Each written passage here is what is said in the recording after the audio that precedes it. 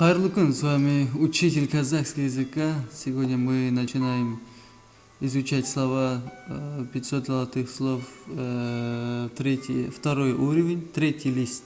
То есть до этого мы изучали, вот второй лист был у нас, это у нас первый лист. После третьего листа мы будем изучать слова глаголы. Ну, тема сегодняшнего урока это название органа. Сначала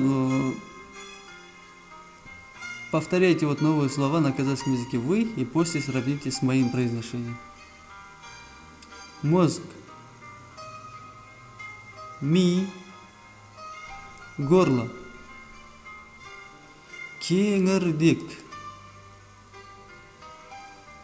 кеңірдек, сердце, жүрек, жүрек, легкие,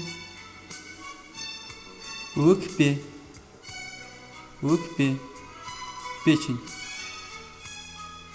бауыр, бауыр, желудок,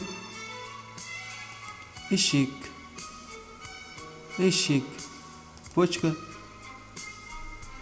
правильное произношение будет бүйрек, бүйрек.